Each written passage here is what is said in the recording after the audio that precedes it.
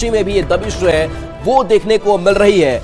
तो अवैध cup syrup मामले में ये छापेमारी देश भर में 25 ठिकाने पर छापा, जिसमें यूपी, गुजरात, झारखंड में छापेमारी चल रही है। रांची में 2 जगहों पर छापेमारी हो रही है। शैली ट्रेडर्स के ठिकाने पर दबिश दी गई है।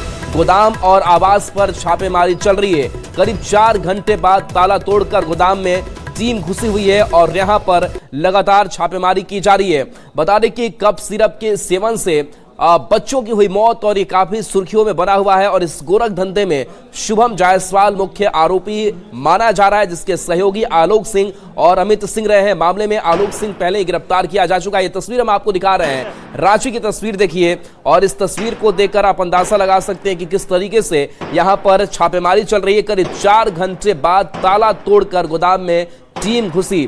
तो देखिए ये गोदाम जहां पर ताला लगा हुआ था, लेकिन जब टीम है वो हथौड़े चला रही है और इस ताले को तोड़ा गया है। इसके बाद अंदर ये टीम दाखिल होती है और अवैध कप सिरप मामले में छापेमारी की ये तस्वीर सामने आई है। आप न्यूज़ 18 बिहार झारखंड पर सबसे पहले ये एक्सक्लूसिव तस्वीर इस छापेमारी, इस रेड से जुड़ी हुई आप देख पा रहे हैं। तो देखिए एक बड़ा मामला सामने आया और इस पूरे मामले में देश भर के 25 ठिकानों पर ये छापेमारी चल रही है ईडी की तरफ से। बता दें कि 2 महीने में उत्तर प्रदेश के लखनऊ, वाराणसी, सोनभद्र, सहारनपुर और गाजियाबाद समेत कई जिलों में कोडीन फॉर्मूले से बनी कप सिरप का अवैध भंडारण और खरीद बिक्री भी की गई और अलग अलग जगहों पर इसकी सप्लाई होती रही। और खास करके जिन बच्चों को ये सिरप दी गई, जिन्होंने इस्तेमाल किया, कई बच्चों की मौत तक हो गई और इसी पूरे मामले को लेकर के देश भर में जो हड़कंप है वो मचा और इस मामले में लगातार जो एक्शन है वो किया जा रहा है। तो बता दें कि अब तक 30 से ज्यादा लोग इस पूरे मामले में गिरफ्तारी हो चुकी है और इसके साथ साथ उत्तर प्रदेश की अगर बात करें तो वहां भी एसआईटी का गठन किया गया है। ये आप तस्वीर रांची की देख पा रहे हैं और रांची की अगर बात करें तो रांची में ये शैली ट्रेडर्स है, जिसके ठिकाने पर आप दबिश की तस्वीर देख पा रहे हैं। न्यूज़ 18 के कैमरे पर एक्सक्लूसिव ये तस्वीर। आज रांची के 2 ठिकाने पर छापेमारी कर रही है। एक वो ठिकाना है शैली ट्रेडर्स का ठिकाना है। अभी ईडी की टीम सुबह 7 बजे से इंतजार कर रही थी। उसके बाद यहाँ उनके जो कार्यालय है, उनके जो ऑफिस है, उसका ताला तोड़ा गया और उसके बाद ईडी के जो अधिकारी हैं वो यहाँ प्रवेश कर रहे हैं। प्रवेश करने के बाद तमाम छापेमारी चलेगी। 2 जो लोकेशन है उन 2 लोकेशन पर ये छापेमारी चल रही है, जिनमें से एक जो है वो शैली ट्रेडर्स का ये वेयर हाउस है, या यूं कहें कि ये उनका वो स्थान है जहां पर कि उनके सामान रखे जाते थे। इसके साथ साथ ही एक और लोकेशन जो उनका आवास है, वहां भी ईडी की छापेमारी चल रही है, जो silver spring apartment mission road में है, उस जगह पर ईडी की छापेमारी चल रही है। अगर इस छापेमारी के पीछे की बात करें तो आपको पता चलेगा कि ये पहली बार नहीं है जब ईडी यहां पर पहुंची है। इससे पहले अन्य जो एजेंसी है वो यहां कार्रवाई कर चुकी है शैली ट्रेडर्स पर। शैली ट्रेडर्स पर आरोप है कि ये कंपनी अवैध रूप से कप सिरप बनाती थी और उस कप सिरप का उपयोग लोग जो है वो नशे के तौर पर करते थे। जब नवंबर के महीने में उत्तर प्रदेश में कप सिरप का खेप पकाया था तो उस दौरान शैली ट्रेडर्स के नाम आए थे, जिनमें से शैली ट्रेडर्स के मुख्य मालिक और उनके बेटे का नाम था। अब यहां ईडी की टीम पहुंची है और तमाम बिंदुओं पर उनके वेयरहाउस और उनके आवास पर पहुंचकर छापेमारी कर रही है। कैमरा पर्सन संजीव तिवारी के साथ गौरव झा, न्यूज़ 18 रांची। रिपोर्ट आप देख रहे हैं और इस ग्राउंड रिपोर्ट के जरिए आप समझ सकते हैं कि किस तरीके से यहां पर छापेमारी अलग अलग जगहों पर की जा रही है। लेकिन जो आप गोडाउन की तस्वीर देख रहे हैं, यहां पर भी इन संचालकों ने कैसे बचने की कोशिश की है। गौरव झा हमारे साथ न्यूज़ 18 संवाददाता जुड़ गए हैं। गौरव, वो तस्वीर जो कैमरे में कैद हुई है जहां पर ताला लगा हुआ है, लेकिन टीम उस ताले को तोड़ती है, अंदर दाखिल होती है, अंदर की छापेमारी में अब तक क्या बातें निकल करके सामने आई है?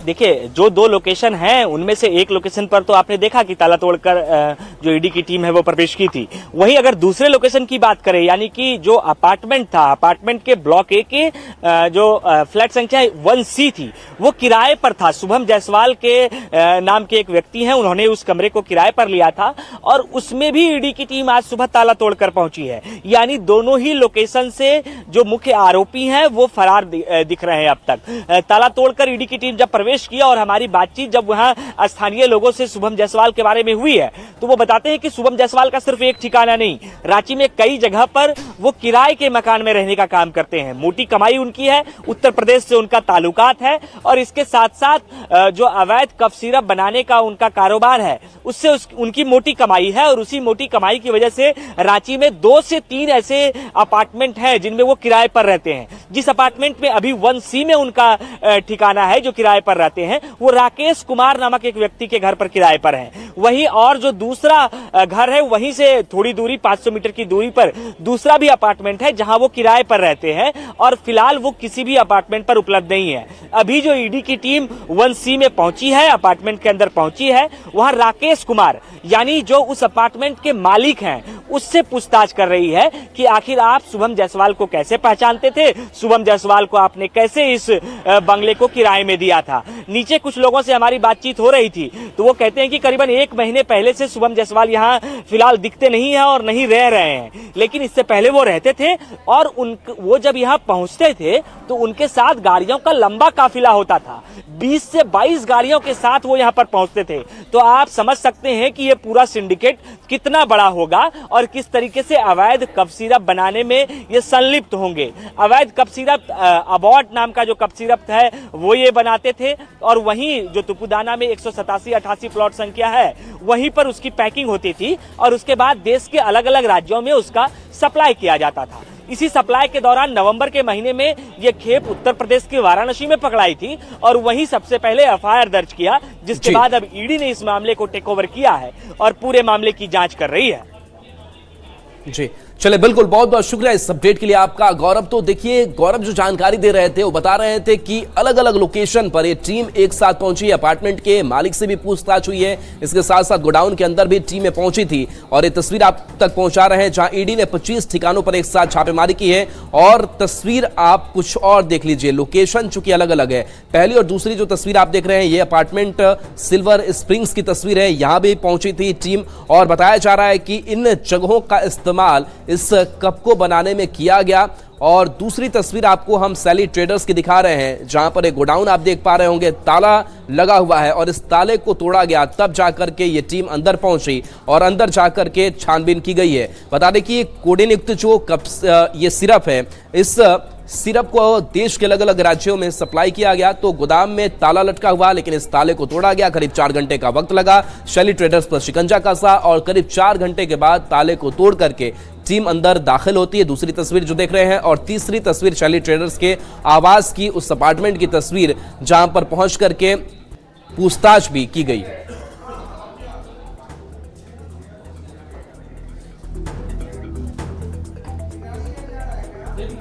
और देखिए, बढ़ेंगे आगे और धनबाद में भी ईडी की जो दबिश है वो देखने को मिली। एक कंपनी पर यह दबिश दी गई है। बताया जा रहा है कि अवैध संपत्ति बनाने का यह पूरा मामला और इसी को लेकर के डेको आउटसोर्सिंग कंपनी में छापेमारी की गई है। संचालक मनोज अग्रवाल के ठिकाने पर रेड की गई। संचालक सहित सुधीर चौटाला और इंद्रराज भदौरिया के ठिकानों पर भी ईडी की टीम छापेमारी कर रही है। बता दें कि Manoj Agarwal outsource company Deco के संचालक और ट्रांसपोर्टर भी है। कोयला के अवैध कारोबार के जरिए अवैध संपत्ति इसने बनाई है। मनी लॉन्ड्रिंग के साक्ष्य मिलने पर छापेमारी की बात सामने आ रही है। और देखिए, सासाराम में निगरानी का एक्शन देखने को मिला है। निगरानी ने यहां पर छापेमारी की है और खबर सामने आ रही है कि जो अनियमितता सामने आई डेटा ऑपरेटर चंदन शर्मा को लेकर के, उसको लेकर के छापेमारी की गई और डेटा ऑपरेटर चंदन शर्मा गिरफ्तार किए गए हैं। अकोड़ी गोला बीईओ के डेटा ऑपरेटर की अरेस्ट होने की खबर है। 14,000 रुपए रिश्वत लेते ये गिरफ्तारी हुई है। शिक्षकों के वेतन निर्धारण बदले घूस मांगने का आरोप डेटा ऑपरेटर चंदन शर्मा पर अकोड़ी गोला स्थित आवास से गिरफ्तारी की गई है।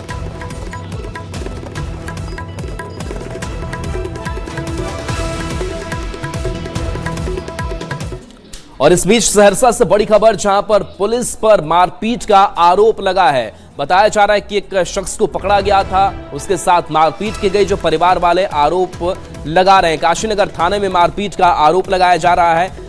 शराब के नशे में शख्स पकड़ा गया था जिसकी पिटाई का आरोप है। गंभीर हालत में इलाज के लिए पटना रेफर किया गया है। लेकिन एसडीपीओ ने किसी भी तरीके की पिटाई से इनकार किया है और कहा है कि मिर्गी से तबीयत बिगड़ी थी और कुछ हुआ नहीं था। लेकिन परिवार वाले कह रहे हैं कि थाने के अंदर पिटाई इस शख्स की गई और गंभीर हालत में फिलहाल इसे पटना रेफर किया गया है। लेकिन अब प्रशासन का कहना है, एसडीपीओ का कहना है कि मिर्गी से तबीयत बिगड़ी थी। न्यायिक हिरासत भेजने के लिए जब उनको गाड़ी पर बिठाया जा रहा था तो अचानक उनको जो है मिर्गी और चमकी का उनको दौरा आता था और उनको अचानक से ये दौरा आया और गाड़ी में बैठने क्रम में भी वो गिर भी गए और इसके बाद जो ये दौरा के कारण उनकी तबीयत बिगड़ गई और उनको जो हम लोगों ने अनुमंडल अस्पताल में पहले इलाज कराया, उसके बाद उनको बेहतर इलाज के लिए सदर अस्पताल और फिर यहाँ सूर्या अस्पताल में हम लोगों ने भर्ती करा है। तो उनका जो है प्रारंभिक जांच हुआ है, सीटी स्कैन हुआ है और इसके बाद बेहतर इलाज के लिए उनको जो है पटना रेफर किया गया है और पुलिस के द्वारा किसी भी प्रकार की इसमें जो है मारपीट की बात सही नहीं है। बिहार में एक तरफ जमीन पर अतिक्रमण को लेकर के बुलडोजर चल रहा है तो दूसरी तरफ लोग नदियों को भी नहीं छोड़ रहे हैं, नदियों की जमीन को भी अपने कब्जे में ले रहे हैं। मुजफ्फरपुर से ऐसा ही मामला सामने आया है जहां बूढ़ी गंडक नदी की जमीन पर भी लोग कब्जा कर रहे हैं। शहर के सिकंदरपुर और अन्य इलाकों में कई मोहल्लों नदी की जमीन में बसे हैं जहां नदी के जलस्तर बढ़ने पर बाढ़ जैसी स्थिति हो जाती है। सिकंदरपुर में नदी की पेटी में एक पूरा मोहल्ला ही कर्पूरी नगर के नाम से बसा हुआ है जहां सैकड़ों परिवार रह रहे हैं। कि जब तक हम लोग के सरकार जब तक घर बना के न दे या हम लोग को कोई तरह की व्यवस्था न दे तब तक हम लोग नहीं यहाँ से हटेंगे। अच्छा, ये जो है उधर जो भेजा गया वहाँ पर कोई व्यवस्था की गई है, वो भी नदी के पेटी में ही सब नदी के पेटी में सर इकरी गुरहन जेने मनते ना देख रहे गुरहन में सब बसा हुआ है, कोई व्यवस्था नहीं। जंगल झाड़ सांप गुजर पानी बढ़ता होगा तो दिक्कत तो हो जाती होगी। हाँ, तो पानी बढ़ता फिर भाग के सब इधर आएगा। देखिए, जहाँ पे भी अतिक्रमण है, जिस भी जगह पे लोग बिना कानूनी उसके अगर बसे हुए हैं तो उनको हटाया जाएगा और अगर भूमिहीन है तो उनको उचित पर्चा वगैरह देके जो भी उचित स्थल होंगे वहाँ पे उनको स्थानांतरित किया जाएगा। मुजफ्फरपुर शहर बूढ़ी गंडक नदी के किनारे बसा हुआ है और बिहार में एक बार फिर से अतिक्रमण को लेकर कार्रवाई तेज हो चुकी है और ऐसे में नदियों की जमीन पर, नदी के भूमि पर अतिक्रमण को लेकर भी कार्रवाई शुरू हो चुकी है। मुजफ्फरपुर में भी जो मुजफ्फरपुर शहर बूढ़ी गंडक नदी के किनारे बसा हुआ है वहां भी नदी के जमीन पर अतिक्रमण होने की बात कही जा रही है और इसको लेकर कार्रवाई भी शुरू हो चुकी है। मुजफ्फरपुर के सिकंदरपुर इलाके में हम हैं और यहाँ पर आप हमारे पीछे बूढ़ी गंडक नदी देखेंगे और इस बूढ़ी गंडक नदी के किनारे ही ऐसे दर्जनों मोहल्ले बसे हुए हैं जिनको लेकर कहा जा रहा है कि ये तमाम लोग नदी की पेटी में बसे हुए हैं और इन्हें उस वक्त ज्यादा परेशानी बढ़ जाती है जब बाढ़ आता है, जल स्तर बढ़ता है या फिर नदी जो है वह लबालब भर जाती है, तब इन लोगों को काफी परेशानी होती है। सिकंदरपुर में आप देखेंगे कि यह एक कर्पूरी मोहल्ला है, कर्पूरी नगर है, जहां पर दलित, महादलित और तमाम समाज के लोग जो है, पिछड़े समाज के लोग यहाँ पर बसे हुए हैं। इनको लेकर यह बताया जा रहा है कि यह लोग जो है नदी की भूमि में बसे हुए हैं, इसको लेकर जगह भी खाली कराया जा रहा है। लेकिन ये सवाल उठता है कि आखिर यह अतिक्रमण करके यहाँ पर हैं तो इनके लिए उचित व्यवस्था क्यों नहीं की गई। यहाँ के स्थानीय लोगों का कहना है कि उन्हें नदी के जमीन पर से हटाया तो गया, लेकिन फिर दूसरी तरफ उधर की तस्वीर हम आपको दिखा दें कि वहां पर आप देखेंगे तो नदी के उस पार पेटी में ही उन्हें बसाने की व्यवस्था की जा रही है। ऐसे में सवाल उठता है कि ऐसे भूमिहीनों के लिए सही जगह पर भूमि क्यों नहीं दी गई, क्योंकि नदी पर अतिक्रमण की बात कही जाती है तो फिर नदी की पेटी में ही उन्हें फिर से जगह क्यों दी जा रही है। इन जगहों को खाली कराकर बेहतर जगह क्यों नहीं दिया जा रहा है। दूसरी बात कि नदी के पेटी में ही कई पक्के मकान बने हैं जिसको लेकर यह बताया जा रहा है कि ये निजी जमीन में है और ये विधिवत रजिस्ट्री कराकर जो दाखिल खारिज होता है, तमाम विधिवत प्रोसेस के बाद ही ये तमाम जो घर है वह बने हैं। तो ऐसे में अब एक बार फिर से नदी में अतिक्रमण, नदी के भूमि पर अतिक्रमण की बात हो रही है। अब देखने वाली बात होगी कि इसको लेकर मुजफ्फरपुर में आगे क्या कुछ कार्रवाई होती है। मुजफ्फरपुर से न्यूज़ 18 के लिए प्रियांक सौरभ। बिहार सरकार इंफ्रास्ट्रक्चर पर लगातार काम कर रही है। मुजफ्फरपुर से एक बेहद ही अच्छी खबर सामने आई है जहां लोगों को पहले काफी ट्रैफिक जाम की समस्या से जूझनी पड़ती थी। अब ये समस्या का हल भी निकलने जा रहा है क्योंकि पुल निर्माण और इससे जाम से समस्या से ये मुक्ति मिल जाएगी। बता दें कि सरैयागंज टावर से 0 माइल की तरफ जाने के दौरान अखाड़ा घाट पुल पर घंटों जाम लगता था, लेकिन अब अखाड़ा घाट पुल के ठीक बगल में नए पुल का निर्माण हो रहा है। करीब 52 करोड़ की लागत से यह पुल बन रहा है। दोनों पुल 4 लेन पुल के रूप में डेवलप किए जाएंगे। करीब 300 मीटर लंबे और 22.5 मीटर चौड़े पुल का निर्माण कार्य 1 साल पहले शुरू हुआ, लेकिन अब काम में तेजी आ गई है। 2 साल के अंदर पुल बनकर तैयार हो जाएगा और जल्द जाम की समस्या से निजात मिल जाएगी, क्योंकि लगातार एक के बाद एक नए पुल का निर्माण जारी है। मुजफ्फरपुर के बूढ़ी गंडक नदी पर अखाड़ा घाट पुल के समकक्ष एक और नए पुल का निर्माण हो रहा है, जो युद्ध स्तर पर जारी है।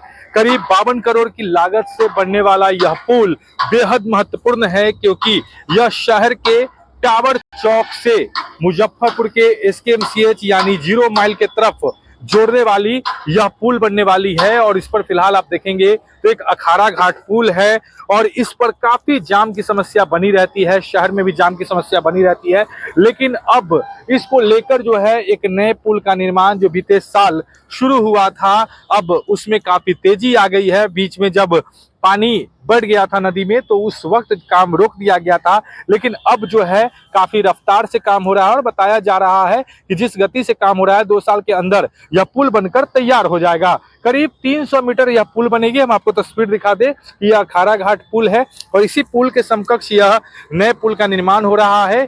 तो एक बड़ी सौगात मुजफ्फरपुर के लोगों को मिलने जा रही है। 2 साल के अंदर यह पुल बनकर तैयार हो जाएगा, फिर जाम की समस्या से लोगों को निजात मिलेगी। तो नए पुल बन रहे हैं। एक चंदवारा पुल बनकर तैयार है, वह भी लगभग चालू हो चुका है। वहीं 2 साल में अब एक और नया पुल जो अखाड़ा घाट के समकक्ष बन रहा है, यह भी बनकर तैयार हो जाएगा, जिसके बाद शहर में भीड़ यानी जाम की समस्या जो है उससे काफी निजात मिल जाएगी। मुजफ्फरपुर से न्यूज 18 के लिए प्रियांक सौरभ।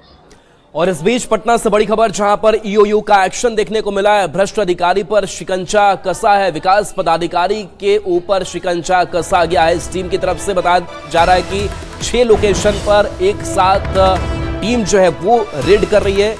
भावेश कुमार सिंह के ठिकाने पर ये रेड चल रही है। आय से अधिक संपत्ति से जुड़ा हुआ यह पूरा मामला, एक साथ 6 ठिकाने पर छापेमारी। अमित हमारे साथ, न्यूज 18 संवाददाता अमित, भावेश कुमार सिंह के ठिकाने पर रेड अपडेट क्या? तो संपर्क हमारा टूट गया है, लेकिन एक बार फिर से खबर बताएं। एक साथ 6 ठिकाने पर यह छापेमारी चल रही है। विकास पदाधिकारी है भावेश कुमार सिंह, जिनके ठिकाने पर रेड चल रही है। आय से अधिक संपत्ति से जुड़ा हुआ यह पूरा मामला बताया जा रहा है। एक साथ 6 ठिकाने पर 6 लोकेशन पर यह छापेमारी, पटना और गोपालगंज में ये रेड चल रही है। तो बड़ी अनियमितता का यह मामला सामने आया। आय से अधिक संपत्ति इन्होंने अर्जित की और इसी को लेकर के पूछताछ के साथ साथ अलग अलग लोकेशन पर यह छापेमारी की जा रही है। बताया जा रहा है कई महत्वपूर्ण दस्तावेज, डेटा जो है वो मिल भी सकते हैं। अमित हमारे साथ फिर से जुड़ गए हैं। अमित, भावेश कुमार सिंह के ठिकाने पर ये रेड चल रही है, आपके पास क्या अपडेट? देखिए, ये भावेश कुमार जो है उनके 6 ठिकाने पर रेड चल रही है, जिसमें से कार्यालय का परिसर है, उसके अलावा जो किराए का अपार्टमेंट है फ्लैट, उसमें ये रेड चल रही है। इसके अलावा इनके पैतृक आवास से चल रही है और इसके साथ साथ पटना में एक 5 मंजिला मकान है, वहाँ पे भी ये रेड कंडक्ट हुई है। और ये गुप्त सूचना जो है आर्थिक अपराध इकाई की जो ADG है नैयर हुसैन खान, उन्हें मिली थी और उसी सूचना को उन्होंने अपनी टीम से सत्यापित पहले कराया। और जब ये इस बात की पुष्टि हुई कि जो आरोप इनके खिलाफ आए हैं वो पूर्णतः सही है, और उसके सत्यापन के बाद आज ईओयू की जो अलग अलग टीमें हैं 6 जगहों पे 6 ठिकानों पे ये छापेमारी कंडक्ट किया है।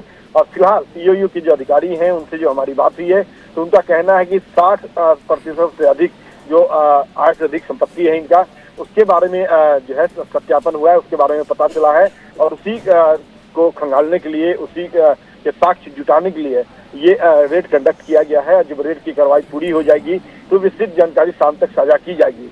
लेकिन सबसे बड़ी बात है कि लगातार चाहे आर्थिक अपराध इकाई हो या स्पेशल विजिलेंस यूनिट हो या निगरानी की टीम हो, जब से कह सकते हैं कि गृह मंत्री के तौर पे सम्राट चौधरी ने कारोबार संभाला है, उसके बाद ऐसी कार्रवाई जो है वो और तेज हुई है। और उसी की एक तस्वीर जो है आज पटना में 6 अलग अलग ठिकाने जहां हैं वहां रेड कंडक्ट किया गया है ईओयू के द्वारा और वहां पे ये तस्वीरें देखने को मिल रही है। तो फिलहाल जो है रेड की कार्रवाई चल रही है। विस्तृत जानकारी जो है वो रेड की कार्रवाई पूर्ण होने के बाद ही साझा किया जाएगा, ऐसा आर्थिक प्राधिकार के जो अधिकारी हैं, शीर्ष अधिकारी हैं, उनका कहना है। जी शुक्रिया अमित इस अपडेट के लिए आपका। और खबर सासाराम से आप तक पहुंचा रहे हैं, जहां पर अलग अलग थानों में रखी गाड़ियां कबार हो रही हैं और ये हाल सभी थानों का लगभग देखने को मिल रहा है। ये तस्वीर देखिए जहां इन गाड़ियों को आपराधिक वारदातों में जब्त किया गया है, वहीं कई गाड़ियां ऐसी भी है जिससे दुर्घटना के बाद पुलिस ने जब्त कर अपने पास रखा है। थाने में गाड़ियों के रखने की जगह नहीं है। क्या बन रहा है जी? सासाराम के नगर थाना के परिसर में आप हमारे पीछे देख सकते हैं किस प्रकार यहाँ गाड़ियों का कब्रिस्तान बना हुआ है। बड़े बड़े जो लग्जरी गाड़ियाँ हैं और उसके बाद में कई दर्जनों गाड़ियाँ यहाँ पर पड़ी हुई है, इसका कोई देख रेख करने वाला नहीं है। स्थिति यह है कि ये सब गाड़ियाँ जो हैं और सर गल रही हैं, क्योंकि धूप बारिश और आंधी तूफान जो भी होता है उसमें गाड़ियाँ यहाँ पर पड़ी रहती है। बता दें कि खासकर शराबबंदी के बाद जो गाड़ियाँ पकड़ी गई और उसके अलावा जो अपराध में इस्तेमाल की गई ये सब गाड़ियाँ हैं, ये गाड़ियाँ आप देख सकते हैं जो पकड़ी गई है। और उसके बाद जो बहुत से गाड़ियाँ यहाँ पकड़ा के यहाँ रखा गया है, कई जो और कोर्ट के निर्णय का इंतजार किया जा रहा है। इस प्रकार गाड़ियों का कब्रिस्तान बना हुआ है यह परिसर, और स्थिति यह हो गई है कि इसके रख रखाव की भी मुकम्मल व्यवस्था नहीं हो पा रही है। कोर्ट के द्वारा कई गाड़ियां को रिलीज़ किया जा चुका है, इसके बावजूद गाड़ियां यहाँ इसलिए पड़ी हुई है कि अब वो बेकार हो चुकी है, तो एक कवारा में तब्दील है। तो इस प्रकार सासाराम का नगर थाना का जो परिसर है वो गाड़ियों का जो कवारी गाड़ियों का कब्रिस्तान बना हुआ है, लेकिन इसमें देख रेख करने वाला कोई नहीं है। बता दें कि इस बहुत सारे परिसर के कई जगह आधा से अधिक जगह को यह घेर के रखा हुआ है। ऐसे में जो यहाँ के पुलिसकर्मी हैं उन लोगों को भी काफ़ी दिक्कत होती है। अजीत कुमार, न्यूज़ 18 सासाराम। और चलिए एक छोटे से ब्रेक का वक्त